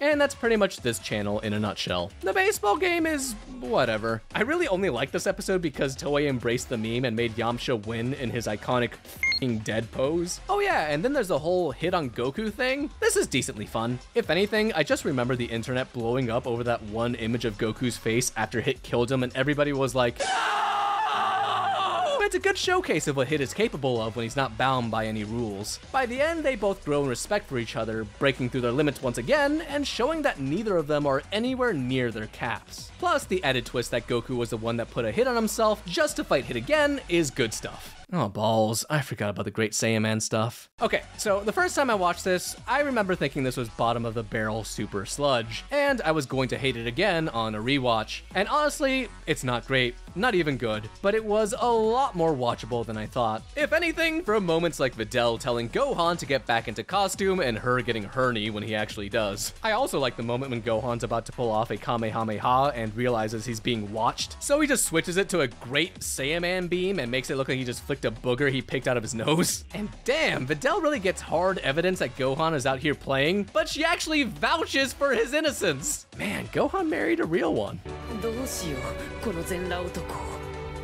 If anything majorly dipped in my rewatch, it's this Krillin arc that we get here. It just doesn't feel exciting, it feels like it's stalling at times, and there's a notable drop in animation quality and character design again. I thought we were past this! Although having moments of friendship between these two felt really nice to revisit. It had been a long time since they last connected like this. It felt like Dragon Ball again in a way that I really enjoyed, though it's not advancing much of anything as much as it is just preying on my nostalgia. I honestly wish they would have cut this part out and saved the moments that work here for a few episodes later, where we're honestly retreading a lot of the same ground. But alright, that's enough yapping. Let's finally get to... Okay, now here's the one I've been wanting to talk about. The Universal Survival arc is finally the follow-up on the tournament Zeno wanted to hold after watching the battle between Universes 6 and 7. It's only because of Goku's sheer boredom that he reminds the Universal King, Kings about it. And that's all well and good until the rules are set and the terrifying details emerge. In this all-out battle royale, 8 of the 12 universes would be fighting for more than just bragging rights. Like before, the winning universe would get their chance to summon Super Shenron and have any wish granted. However, the remaining 7 universes would suffer a much crueler fate. As it turns out, those universes who lost would be completely erased from existence. This was no longer a game. Now everything the Z-Warriors had ever fought for was on the line, and if they couldn't emerge Nickelodeon victorious, this would be the end. The fate of all would be decided in this battle known as the Tournament of Power. Whenever I do one of these reviews, I always like to ask you guys your opinion on which arc is your favorite to see why that's the case and what differences makes it stand out the most. And the Universal Survival arc was, by far and large, your favorite arc. And I can absolutely understand why. That said, I think the Universal Survival arc is emblematic of everything Dragon Ball Super is. It has some of the highest highs for not only the series, but Dragon Ball as a whole. At the same time though, it also has these equally frustrating moments that take away from it all. But before we even get to that, bro, this new OP is so hype. When you first see it, you just know you're gonna be in for a good time. I remember the first time I saw this OP with Goku fighting Jiren, thinking Jiren must have been some generic fighter to strike your curiosity on what kind of fighters we could expect. Surely this hokey-looking buff Ailamao alien wasn't a character of major importance, right? Right? The rumors and speculation happening online were already crazy before, but when this came around, things went nuts. There was such an excitement in the air about this one, and it really made waking up every Saturday to a brand new episode of Dragon Ball Super a treat that I dearly missed the feeling of. But before I get to just full-on gushing, let's start with the Zen exhibition matches. The whole point of these is to show off the concept of battle to the future Zeno, pitting Universes 7 and 9 up against each other. The star contestants of Universe 9 are the infamous Trio de Danger, a group consisting of anthropomorphic wolf people who I'm willing to bet the furry fandom had an absolute field day with. Just kidding, I looked it up so I already know it exists. And it is graphic, but maybe not quite as graphic as the first round between Basil and... Oh my god, Boo is actually getting some screen time! Thank Kami in heaven! After nearly 100 episodes, we can finally see Boo do something! Wait, what bone did Boo just crack? And you know what? It's fun. It's a lot of fun. There's always been something about how this big bumbling oaf can just flip a switch and turn into a sinister menace who toys with Basil throughout their fight. And I'm not even exaggerating, really. Mr. Satan's instructions are literally for Boo to go play with Basil. It's fantastic. Gohan gets to face off against Lavender and puts up a pretty decent showing, even if he does end the match with a draw. And then Goku versus Bergamo is pretty much what you'd expect. It's a whole episode of animal abuse once Goku decides to take things vaguely seriously. But that's when the interesting part happens. Behind the God of Destruction of Universe 11 has been a cloaked figure menacingly standing idly by. Universe 9 was an absolute joke here, but this other warrior had a lot more promise to him.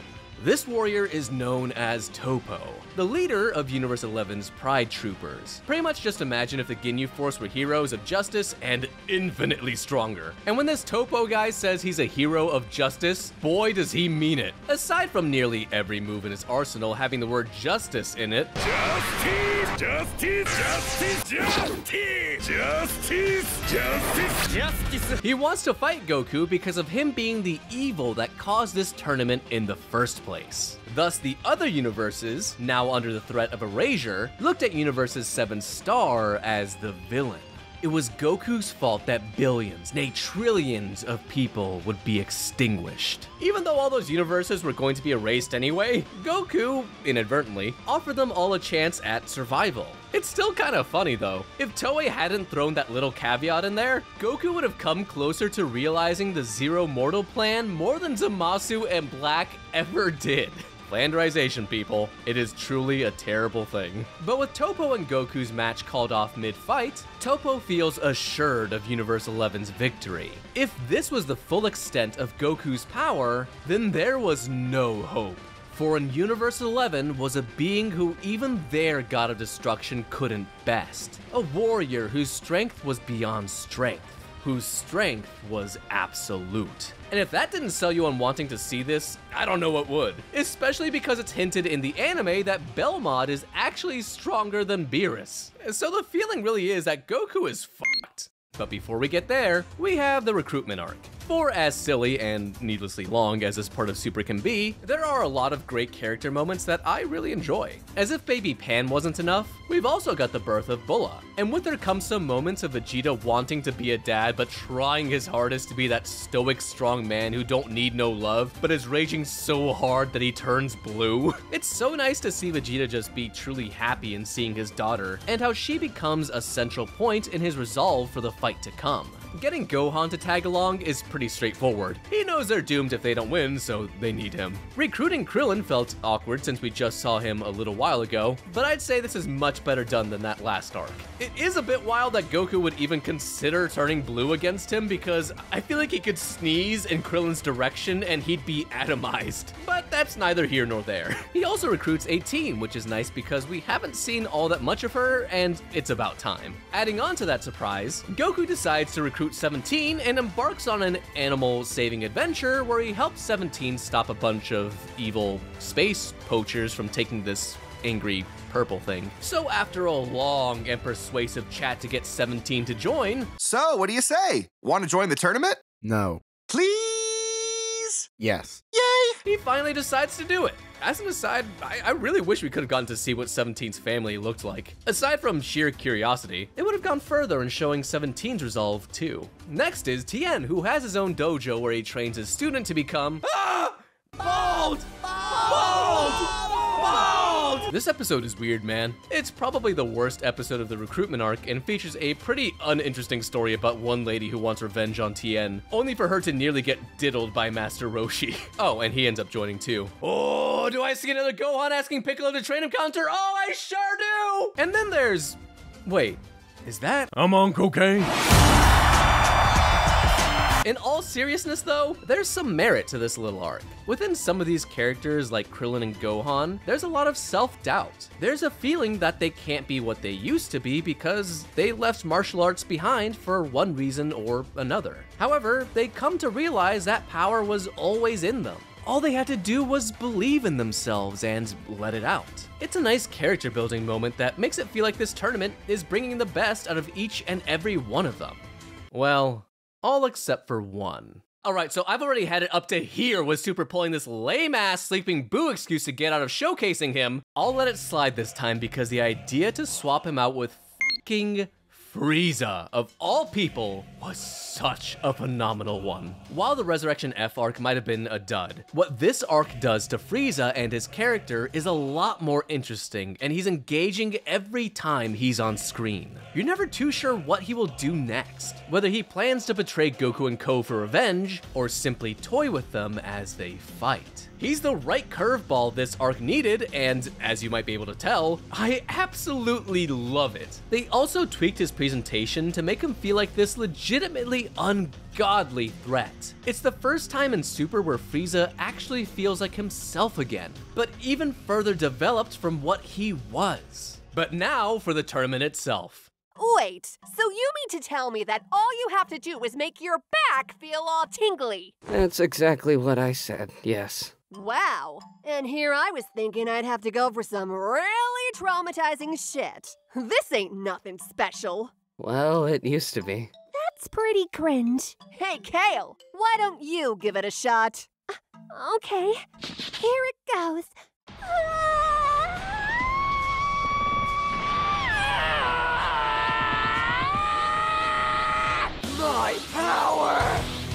My power is maximum! Oh shit. The actual episodes for the tournament are pretty hit or miss. There are pacing issues with drawn-out fights, comedy that far overstays its welcome, and a reoccurring lack of creativity, which is really disappointing when you look at all the opportunities here. Considering we just had 6 other universes full of characters we do not know, I feel like Toei dropped the ball in giving us some really complex fighters who had to be taken down in ways Universe 7 would have never imagined. Instead, what we're given often leans more towards gag characters, gimmick fighters, or filler opponents. I don't mind some of those, but many of these universes felt like absolute pushovers, yet they consume a lot of the screen time. Case in point, holy hell do they think Universe 2's shtick is the funniest thing in the universe. I mean, like, yeah, sure. It's funny the first few times they show them battling with the power of love and everything is lovely and beautiful. Hell, 17 interrupting the Maiden Squadron in the middle of their overly drawn-out transformation sequence because they were wide open was great. I don't know what it is about 17, but all his dry comedy bits land, and I love them. But damn do they get so much screen time. And it throws off the pacing when the show stops everything it's doing to make the same joke over and over again. Meanwhile, what the f even is Universe 10? Look at this giant green bird thing. Look at it! It's probably no big surprise that Universes 9 and 10 are the first ones out, and despite them easily being the lamest fighters of the bunch, don't you worry, Universe 4 is giving them a run for their money. Their erasure really sets in that this is real. It stops everything as all the fighters on stage feel the void left behind and the despair creeping in. It's when this happens that things really start to escalate. For all intents and purposes, Universe 7 is kinda kicking everybody's ass. They are easily dealing out the most eliminations, with 2 of their contestants being gods, Frieza being so ruthless that he scares people off stage, and the remaining fighters sticking together and taking out whatever comes their way. Krillin and 18 have great chemistry together with their little couple barrage, and oh wait, never mind, Krillin is the first one eliminated. For a character who practically got 2 different arc segments dedicated to him, that sure is an interesting decision. Master Roshi actually has a killer showcase here, taking on opponents well beyond his power. As he tells Ganos, a contestant from Universe 4, while they might be more powerful than him, Roshi has more experience. Though, the battle would slowly turn in Ganos' favor as Roshi's stamina would deplete. Ganos tells Roshi to accept his limits and surrender. As I said earlier, breaking through your limits and striving for greater heights have always been a major part of Super. Hell, it's always been a major part of Dragon Ball as a whole. This time though, it feels like it's one of the main focuses of this fight, as our heroes must regularly battle against people who outclass them in every way. And that struggle is part of what makes this arc so compelling. Even old Master Roshi has to dig deep down into an already dry well and find a way to take out this opponent. In the process, it gives us a really emotional moment when it seems like Roshi might have pushed himself too far. His farewell to Goku and Krillin in the midst of his final attack is a moment that hit me a lot more emotionally than I was expecting. Sure, it might have been a fake out and I didn't really think he was gone, but the emotion that comes pouring out of these two at just the thought of losing Roshi really hurt.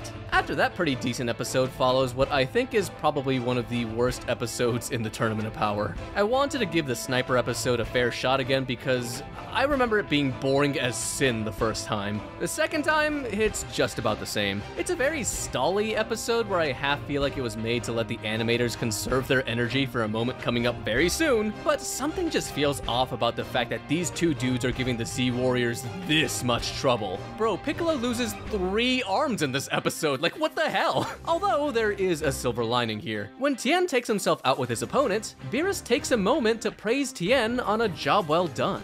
And this is something I actually love. Remember all the way back in the Universe 6 arc when the gods treated all these people as pawns? This is where they earn their stride and gain the respect of the gods, who see that they're fighting with them to save their universes. With every elimination, Beerus thanks that fighter, stopping himself from treating them like any other person and dignifying them for the first time. It's a moment of growth for Beerus, recognizing that maybe these people have much more value than he originally thought. Well, everybody except for Krillin. He still gets pissed at Krillin. Gee, it sure is boring around here. Hello, monkey! Oh great, now I've got to deal with this freak. What do you want? I'm trying to commit as many basic human rights violations in the next 46 minutes as possible. Would you like to be one of them? Right. 3 little monkeys jumping on a bed. One fell off and died instead.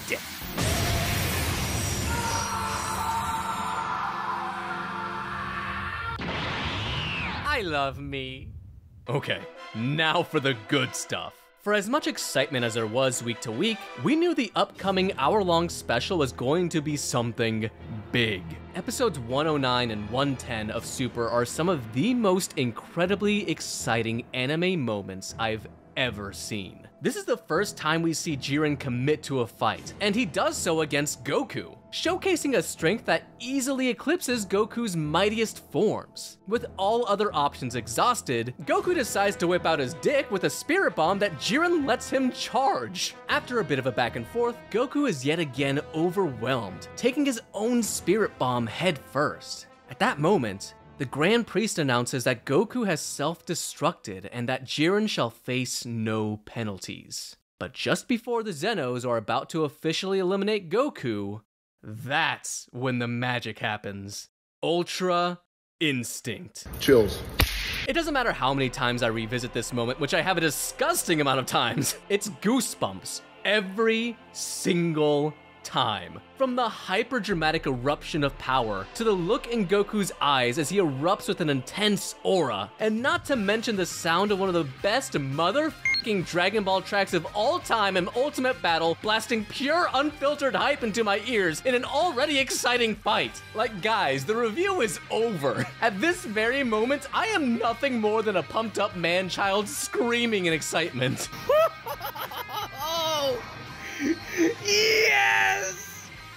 Yes! Let's fucking go! This is Dragon Ball. This is everything I love about it and everything I wanted it to be. At this very moment, nothing is better than what I'm watching unfold before my very eyes. It only took 110 episodes to get here, but man, this is it. And I fucking love it. Not to mention, this moment is immediately followed up by another exhilarating moment in Goku versus Kale and Caulifla. I like how Goku uses this battle to teach these two how to better utilize their power and demonstrate just how far a Saiyan's power can go. Just like Vegeta and Kappa. Although, it is kind of bizarre because Kale is very much a fan service character and being a female Broly who, lest we forget, completely demolished Blue earlier in the tournament. But we already know that superpower scaling is whack, and I'm not even gonna go there. What they come to realize, though, is that coming together and battling in harmony was the best way they could maximize their power at that moment and push themselves to the greater heights they've strived for.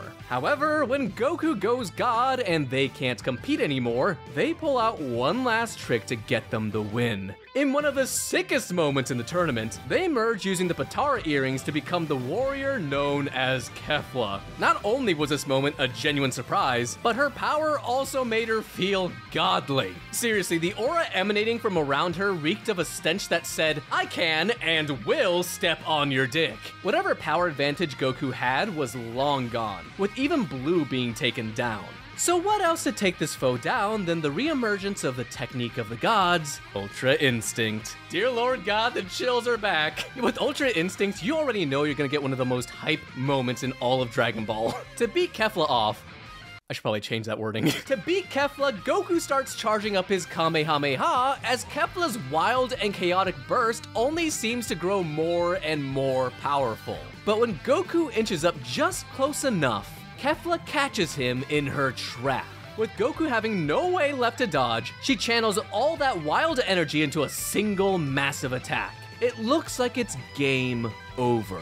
But Goku decides to slide on her energy beam with his Kamehameha and blast it right in her face. And oh my god, this moment is so good! Talk about a moment that broke the internet, man. Holy shit. This kind of creativity and resourcefulness is exactly what we need to see from Goku to sell us on that whole martial arts genius thing. And it finally feels like the story delivers on that promise. With Kefla's elimination, only 2 people are left in the fight for Universe 6. We've already seen some character growth for Beerus here, but this is a part that I really enjoy. I didn't get to talk about it much, but the relationship Beerus and Champa have is, well, it's complicated. They're clearly both big-headed egotists who can't help but clash over every last little thing. They regularly fight despite the fact that doing so will literally destroy both universes as a byproduct. But you can still tell there's something more complex between them. Case in point, when Beerus won the battle between the two, he used his wish with Super Shenron to give his brother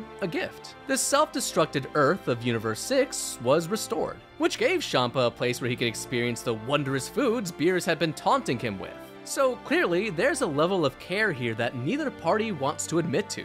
Now, with the deciding blow for Universe 6 being closer than ever, you can see something start to stir in Beerus. He drops these little moments of weakness that show something we haven't seen out of him before: conflict. The final 2 of Universe 6 are both Namekians, and I think they answer a question many of us wondered about. Just how insanely powerful could a Namekian get if they fused with a bunch of their kind? The answer is very. Even still, it's not enough against the duo of Piccolo and Gohan, who managed to narrowly defeat them and guarantee Universe 6's erasure. Right before, though, Beerus and Champa have this little moment where Champa just gives him one last screw you, but in a way that feels much more different than the others. Super does not get the subtle things right very often, but you can see it here. It almost feels like Champa is offering a thank you to Beerus for all the times they shared together, no matter how much they butted heads before. In fact, it may have been this very relationship that Champa enjoyed and secretly cherished. Meanwhile, the air around Beerus feels heavy. Seeing that come out of Beerus, somebody who has this unbelievable strength and power, shows that even he can have his moments of weakness. It's a thing I don't often see the community talk about, and I really wanted to highlight it because I feel like it's one of the first real times we see Beerus as more than just the destroyer who loves food. It's an added dynamic to him, making you empathize for this character. Oh, also, Universe 2 gets eliminated, and I, for one, am very much okay with that. After a few more eliminations, we're finally at the endgame, the most critical part of the arc. The final two universes must clash to see who will emerge the victor. Only 3 remain on Universe 11's side: Dispo, Toppo, and Jiren. These are the 3 most dangerous threats in this tournament. While Goku and Vegeta focus their efforts on taking down Jiren, and by that I mean getting their candy asses handed to them, Android 17 and Gohan focus on Toppo while Frieza is up against Dispo. As you might imagine, Frieza is having a wonderful time playing around with Dispo at first, letting him believe he has some kind of advantage before popping into his gold form and letting the bewildering despair kick in. Only, that's when Dispo taps into a unique power of his own. Super Maximum Light Speed Mode. Man, that sure is a name, isn't it? This forces Gohan to break away from his fight and give a hand to Frieza, fighting in his place while Frieza sets up a cage of beams to lock Dispo in place. It almost works until Frieza slips up and Gohan has to sacrifice himself to take Dispo out. As you can imagine, Frieza happily obliged. Now Universe 11 has 2 remaining warriors, and this is when the going gets good. At this point, the other theme of this arc starts to play out. We see how both Jiren and Toppo's ideals get rattled in their battles with Universe 7. All we've seen Toppo do up until this point is spout off about justice, an ideal that means everything to him. However, when he finds himself on the losing end against 17 and Frieza, he realizes justice isn't enough anymore. If justice couldn't get him past the finish line, it was unnecessary. Everything he believed in didn't matter anymore. All that mattered now was destruction. I think we all had some idea that Toppo was hiding something, but I don't think any of us could have guessed that he was training to become the next god of destruction. What results from there is Toppo bodying Frieza not once but twice, nearly wringing out 17, and even bringing the fight to a Super Saiyan Blue evolution Vegeta. What Toppo has done here, though, angers Vegeta. Everything Vegeta fought for, everything he believed in, he would never cast away. To him, those unnecessary things that Toppo threw away were what pushed him beyond his limits. All he saw in Toppo was some schmuck who couldn't even stand beside his values when the going got tough. I love how this plays out because it shows Vegeta's growth and what fuels and motivates him. It was that which made the gap between them and what led to Vegeta securing his elimination. But now for the not so good part. You know, it really felt like Super was starting to be its own thing and not having to rely on Z's nostalgia. It was especially nice because those nostalgic bits, without fail, were always a worse version of the original. And this moment is no exception. I don't know why anybody felt the need for Vegeta to rehash his final atonement here because it sucks. That moment in Dragon Ball Z is an absolute masterpiece, where we see this hero succumb to his dark side and terrorize people in a way like he used to when he was a true villain. He wanted the power to let go of these earthly things so he could challenge his rival and finally say that he, the Prince of all Saiyans, outclassed this person whose existence mocked him, who tore away at him because he should have been better. But he wasn't. And all that selfishness sullied the good name he made for himself. He had let down friends and family, all for his gain. Vegeta recognizes this. He recognizes that he is making a mistake here. And he only comes to realize this once it's far too late and the evil Buu has already been released. To him, there's only one way to make up for all of this. He has to be the one to clean up this mess and give everything he has to stop this new threat, even if it means his life. In one last selfless act, he builds up every last bit of energy he has, taking these last moments to reflect and dedicate this final attack to Trunks, Bulma, and yes, even Goku, before erupting in a blinding light. It is such an emotional moment where you get to see the true redemption of a character who has always teetered on that line of good and evil. he may have committed some truly villainous acts, but he ultimately chose to hold on to those values he grew to hold dear and go out a hero.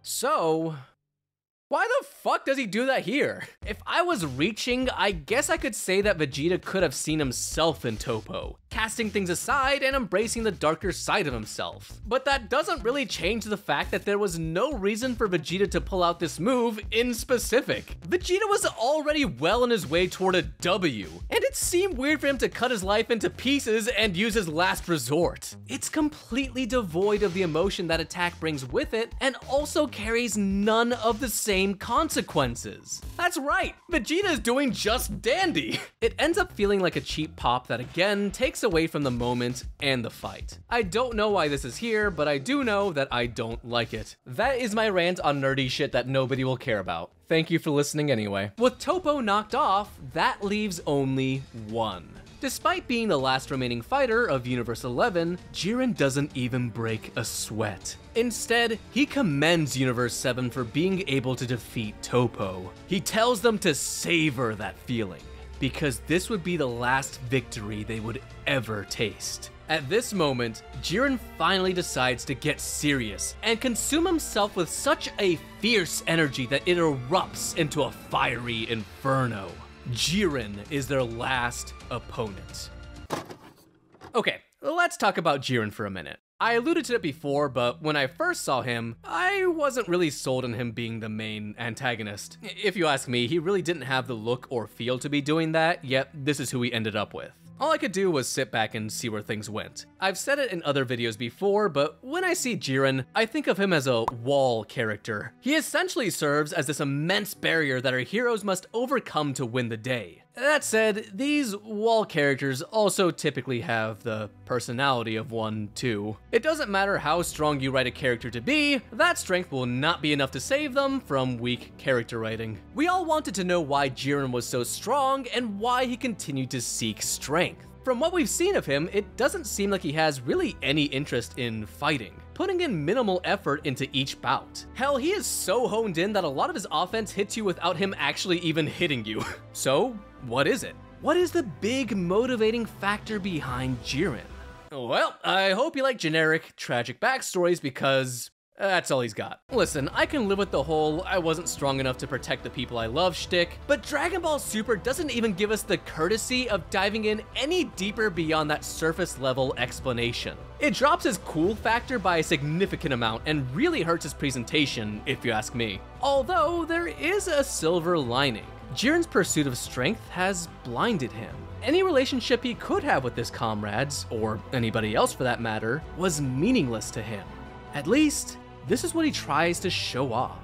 When he thinks that absolute strength and power are what pushes him along, it isn't. What really motivates Jiren the Grey to ascend to such great heights is fear. In the back of his mind is that weak person who couldn't stand up to the evil who took away everything from him. He never wanted to face that failure again. He couldn't face that failure again. So he would push everybody away because becoming close to anybody meant he was open to being hurt all over again.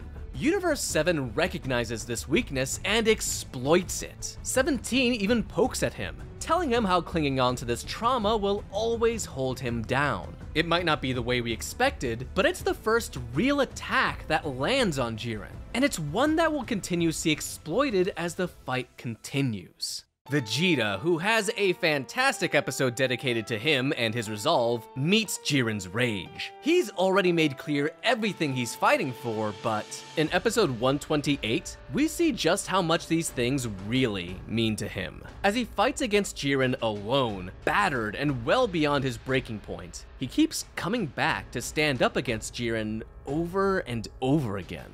He can't quit. He feels called to a duty only he could do. Even if it was impossible, he would do everything in his power to take Jiren down. But everything he has just isn't enough. It's nowhere near enough. To me, Vegeta fighting in this unwinnable battle is a display of his growth. The only thing that would have motivated him before was his pride. But now, there were more important things on the line. He gives everything he had for those who gave him the better life he never thought he could have. Those who taught him that he alone could never become stronger. Then, Jiren starts to see it. He starts questioning why somebody would keep getting up when they have no way to win. And he finds the answer: trust. Vegeta carried the hopes and dreams of everybody back home. Those who trust him, who believe in him. It's that power that gave Vegeta a spirit that Jiren could never beat. Jiren feels insulted by this, scoffing at the idea that anybody would believe in the power of trust when it failed him so long ago. Ironically, as Jiren knocks him off, Vegeta puts whatever little bit of energy he has left and entrusts it to Goku. With Goku now back up with a fire in his eyes, you could tell the fight was finally about to reach its climax. It was time for these two to finally settle it.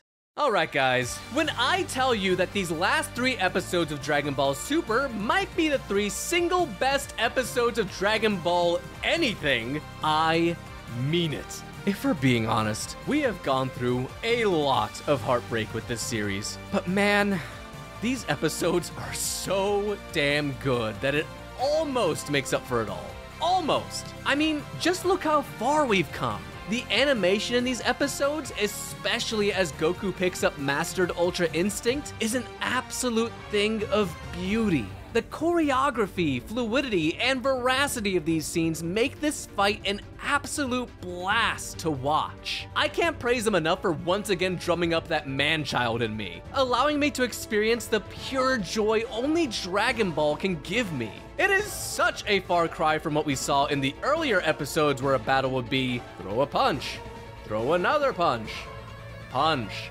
Oh wait, here's a kick! But Goku vs. Jiren is one of those fights that I'll be reminded of every so often and can't help but go watch again. Not to mention, there's something about Ultra Instinct I adore. It's not just some power-up like many other transformations in the series. It's not something Goku can easily master, despite it being called Mastered Ultra Instinct. He has to push himself beyond his limits. It's like something more primal that comes from his years of fighting, his recent training, and the pure will to push forward. The insane part is that Jiren meets him back with a similar power, breaking his own limits through his refusal to lose again. It's crazy because this is a story you can see told through the fighting itself. It's only by luck that Jiren wins the fight because of Goku taking the toll for tapping into the power of the gods or whatever. A bit of a cop-out, but if it means we get what we get next, I'm totally okay with it. With everybody running on fumes, there still remains one more climactic showdown. At this point, Jiren has just about given up. He couldn't even look his opponent in the eyes as he was seconds away from defeat. It was true. Once his strength failed him, he had nothing. Even earlier, Frieza caught on to Jiren's loosening resolve. He may have only been trying to taunt him, but he was right. Once shattered strength is so fragile.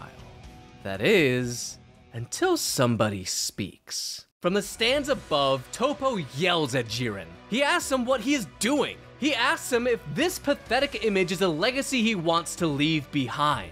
He asks him if he doesn't believe in his power anymore. If so, that's fine, because what mattered was that everybody else on those bleachers did. They believed that he was strong. They believed he was stronger than anyone. They trusted his strength. At that very moment, Jiren arose and swelled up with amazing power. While 17 and Frieza pushed against it, barely holding on, Goku emerged again to stand before Jiren. Then, in a moment I have seen so many times I can recite the entire thing from memory, the 3 Universe 7 warriors take a moment to acknowledge how far they've come, yet how much further they'll need to go to win. They don't know if they can do it. On their last legs, barely holding up and staring down the barrel pointed in front of them. But shockingly, that's when Frieza, of all people, wants them to push just that much more. With anger in his eyes, he asks Goku if he's forgotten his promise to resurrect him. Goku tells him that, of course he hasn't. So long as Frieza keeps his end of the bargain, so will he. I love this moment because throughout the entire arc, it's Frieza that everybody has had to keep their eyes on. He was always scheming, always looking for ways to betray his partners. But to win, Frieza couldn't rely on that twisted part of him anymore. Even if it sickened him to do it, he put his trust in Goku. He would believe in the power they could achieve together and overcome Jiren once and for all. At this point, the fight had gone far beyond the characters. This had become a battle of ideals. We have a fight between the absolute strength of Universe 11 against the trust of Universe 7. The final bout begins. I've said it so many times before, but this last fight is incredible. This is everything I love about Dragon Ball times a million. Every last second here exudes an incredible excitement that might be unrivaled by any other moment in anime. It's exhilarating, it's dramatic, it's everything I could have asked for and more. It is such an incredible moment that I'm not entirely sure Latino America has recovered. I don't know how many of you have seen those videos of the mass gatherings of people watching this fight, but it is just so cool to see. I'm not even joking when I say that just thinking about this fight brought a tear to my eye. This fight is so good that it makes me emotional. Everything from the tag team attack from the unlikely duo of Frieza and Goku to the desperation of Frieza nearly taking Jiren and himself out to win, and not to mention Goku, completely out of energy, flickering in and out of Super Saiyan alongside Frieza to give one final push. And with that, Jiren finally understood. The tournament ends. Frieza, Goku, and Jiren all drop off the stage, leaving 17 as the sole survivor. Universe 7 won. But just before Universe 11 was erased, they all took a moment to acknowledge and thank Jiren for all his efforts. Even Goku looks at him and tells him he wants to do this again. Instead of meeting Goku with the same cold look he had before, he offers him a firm smile, in acknowledgement of his respect for Goku. And with that, they too disappear. In less than an hour, 7 universes were terminated. It didn't feel like much of a victory. It felt like an escape. With 17 still in the ring, he gets to have his wish granted. He could wish for anything. He could finally get the cruiser that he wanted for his family. Instead, though, he does something else. With a smile on his face, he asks Super Shenron to restore all the erased universes. He undoes all that was done and selflessly decides to save the countless people taken out. The funny part is that this was the expected result. The true purpose of this was all to test the universes and see if they could prove themselves righteous. If not, then none of the universes would have survived. 17 just saved everybody's skin without even knowing it. He's just a good guy is all. And we see those erased universes as their warriors return, with the last shown being Universe 11 and Jiren. I really love this little epilogue to his story because it subtly shows how this battle has forced him to change. You can see Jiren knows he had it all wrong. Having people around him who trusted him wasn't a weakness. It was the strength beyond strength he was looking for, and he was the only one holding himself back from it. You can see that all in the moment he's talking to Toppo and in the way he says that next time, we'll win. It's finally here where Jiren would let go of the past and believe in the power of trust. And that's that. We get one last spar between Goku and Vegeta to cap it all off before we cut to close. I remember this arc being much more rough around the edges than it actually was. I kind of wonder how much that week-to-week viewing might have skewed my outlook. Whenever you had a terrible episode, you had to wait a week to see if next week's episode would be any better. So when Piccolo got knocked off by some foul bug creature, yes, I'm salty, you had no choice but to linger on that. Then sometimes, next week's episode would be equally as bad. It got frustrating, man. But when you have them all in sequence, I feel it works much better. There are still plenty of flaws, but I can't deny that I enjoyed my time watching. So if you haven't gone back to rewatch it since and feel like you might be interested, I'd recommend doing so. If anything, just to re-experience the wonderful highlights that are only available in this arc. For all the negatives, it's really those moments that shine that stuck with me the most and made me honestly kind of upset that this was the end. at least in the anime. As of the making of this video, the Super manga is also on hiatus, so it's hard to say where things are going for the series from here. Which is such a shame, especially after they teased us by dangling this in our faces. No, not that! That! Speaking of which, I've already made a video covering the manga-exclusive Moro arc, and will likely cover the Granola arc in the future if that's something you all want to see. Also, I've already talked about Broly, and Broly is phenomenal. Not much that needs to be said there. Anyway, I think we've been here for long enough. Let's finally get to... So, here's the thing. When I'm looking at Super from a purely objective standpoint, it fails in a lot of ways. One of the main things I actively aimed to do was keep in mind that this was a sequel series and take into consideration everything that meant. I felt it was important to talk about people's expectations when it was announced. They had to follow up such an iconic series, and they started off on a good foot with the recent DBZ movies. When many think of what they expect from a sequel, they expect things like further developing characters, world building, better animation, better writing, better pizza, Papa John's. And does Super deliver? In many cases, no.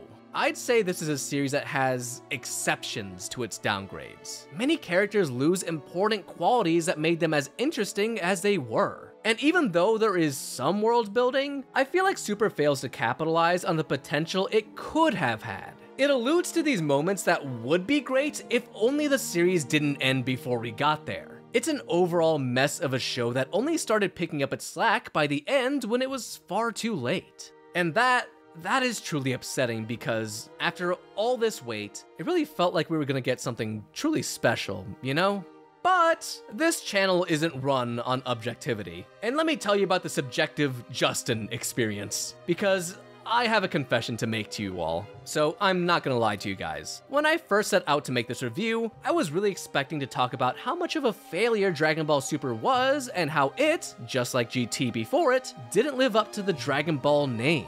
But, truth be told, I can't find it within myself to say that. All the negatives I've thrown the series' way really just come from a place of critique, and wanting to see the show improve into the series we know it can be from those flash moments of brilliance. But when I was just sitting there and watching it, it felt like there was something rekindled in me. Something that felt so visceral and genuine that it went beyond something like nostalgia. Watching Dragon Ball Super, it felt like home again. I was brought back into the world that introduced me to all these characters I love in a story that I never thought I'd see return in my lifetime. It truly felt magical, and that magic is still there for me after all these years. For anyone who disagrees with me and feels like Super is too flawed to carry that spirit, I completely understand where you're coming from. It could be that I watched this series with rose-tinted glasses, but I can't deny that when I watched this series, I felt something.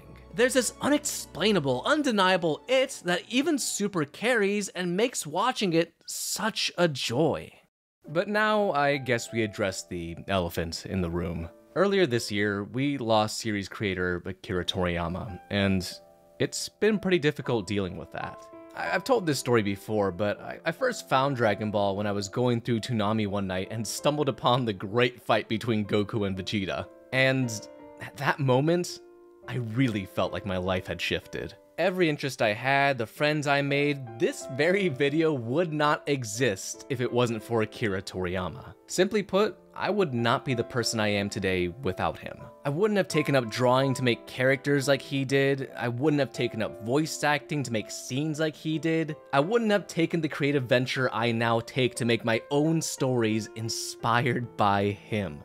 This man's imagination pretty much is my childhood, and it's his work that's able to evoke so many emotions in me like nothing else really can. To know that the person who had such a large part in making me who I am is no longer with us, it feels devastating. And as weird as it feels to grieve somebody you've never met, it felt like I lost somebody close to me. To be honest with you, I'm still not over it. As I'm telling you this story, I'm holding back tears because it still just feels so unreal. I know making this series was extremely difficult for him at points, but I really hope he knew just how influential his work was and the world of creativity he inspired through it. There is not a single part in the world where his work has not touched and influenced. Without a doubt, there will never be another person like Akira Toriyama. His legacy will live on through the stories he's told that have touched so many hearts and will continue to do so as we venture towards another saga of Dragon Ball in Daima, which may be the last piece he had any influence in before his passing. And honestly, it's for that reason I look forward to it as much as I do. In a way, it feels like watching Daima will be my way of getting closure and saying goodbye to an old friend. But the good news is that he will never truly be gone, will he? He's left us with something that is timeless and many of us carry fondly. He's made something beautiful that will carry his name forever. So there's really only one way I can think of ending this segment, and it's by saying thank you, Akira Toriyama. And farewell, until we see you again. As I mentioned at the very beginning of this video, there was a huge outcry for Super's return upon Daima's announcement, which I feel goes to show that all you came to realize some of that magic too. And it's through Toriyama's unique craft that this magic really comes to shine. So I really hope you all give Daima a chance when it comes out, because it's going to be the last thing we have to remember Toriyama-san by. And by the looks of it, Toei has taken their time to make this not a product of stress like Super was for so long, but a labor of love made with the heart of Dragon Ball in mind. I, for one, personally can't wait to see what this exciting new chapter has in store for us. And I know that the future of Dragon Ball is bright. At the end of the day, I guess what I'm trying to say is, don't watch Dragon Ball Evolution. It's a bad movie, and I'm honestly embarrassed to show that I even own this. Bye! Hello everyone, and thank you so much for watching this 2-hour-long video. Originally this was going to be on camera, but I'm tired. I think you're tired. I think we're all exhausted, so I'm just going to do a voiceover. But this is all just to say thank you, as I usually do, but I really wanted to give some special thanks to a few people, particularly the people that helped with the abridged bits. So I'd really like to thank Toasted Crumpet VO, Peyton Howard, Tidbits VA, and Chili Toad YT for lending their voices to this project. Without it, we couldn't have made those great segments we had in between, and I really appreciate their help. Speaking of which, I have to thank the jury for supervising the script for me for this video and the last video. He does a great job behind the scenes, and I really appreciate it, so I always like to shout out his podcast in case you guys have anything you want to watch. Go watch that. It's great. Check it out. And I also have to shout out Romeo Cross for being a Patreon. Speaking of which, if you want to get these videos early or want to check out the new video, the Godzilla -1 video probably coming soon in early bits, you can go over there and probably check out some stuff coming very soon. But aside from that, like I said, expect some new videos coming soon. I already have a lot of these in pre-production. I already have a good idea of what I'm going to talk about with them. It's going to be big coming into the next year, and I really am excited to show you guys what we have coming up. Aside from that, thank you all so much for watching and staying through this entire video. I appreciate y'all, and I'll see you all in the next one. Take care. I'm the ultimate ant. No one can defeat me when I'm Super 17.